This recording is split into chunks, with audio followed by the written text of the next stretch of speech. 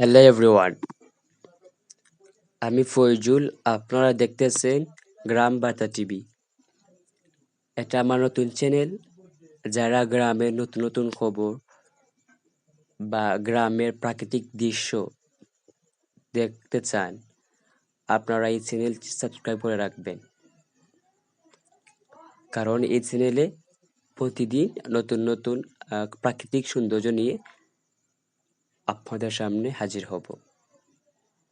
যদি আপনারা সাপোর্ট করেন তাহলে হয়তো একটু ভালো হয়, কারণ গ্রামের সৌন্দর্য আপনারা অনুভব করতে পারবেন। যারা শহরে আছেন তারা, আর যারা গ্রামে তারা তো গ্রামের সৌন্দর্য এমনিতে উপভোগ করতেছেন।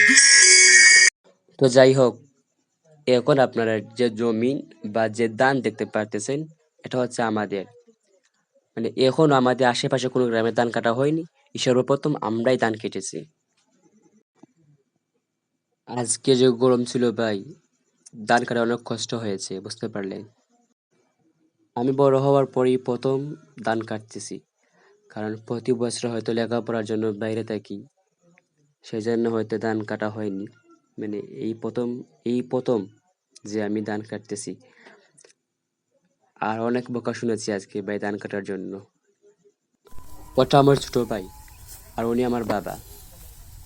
তো আমি যখন ধান কাটি, তখন আমার ছোট ভাই বলে যে এরকম না, এরকম কাটো। কারণ আমি তো পারতেছি না, তাই না? তো আমাকে শিখে দিতেছে। ভাবতেছি কি ভাবতেছি যে ও কি করে এত কম বয়সে এগুলো শিখে গেল। কারণ ও তো সবসময়ই কাজে থাকে, বা প্রতি বছরই বৈশাখের সময় ধান তুলতে ফ্যামিলির সাথে থাকে। আমি হয়তো থাকি না, সেই জন্য হয়তো পারতেছি না। তো যাই হোক, অনেক ভালো লেগেছে আজকে ধান কাটায় এসে। কিন্তু কষ্ট হয়েছে ভাই। আর সূর্যের যে তাপমাত্রা বুঝতে পারতেছেন তো, ওই যে গরম। গরমের কথা কি বলবো ভাই, গরমের কথা তো মানে বলার বাইরে। তারপরও কিন্তু প্রাকৃতির সাথে মিশে এই গরম অনুভব করাটাই অনেক সুন্দর। মানে আজ আমার অনেক ভালো লেগেছে যখন আমি ধান কেটেছি। হয়তো পারি না, কিছুটা শিখতেছি আর কি। তারপরে অনেক ভালো লেগেছে।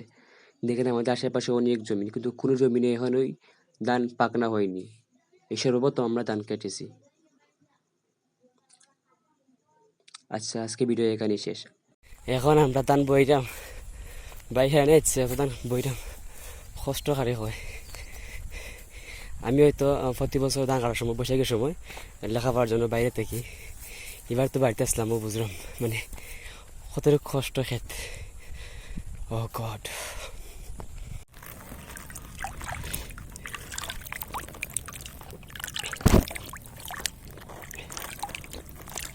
হ্যাঁ হয়ে গেছি বা অনেক কষ্ট লাগে, যখন পানি খাইলাম, জমির পানি খাইলাম, বিলের পানি, এসব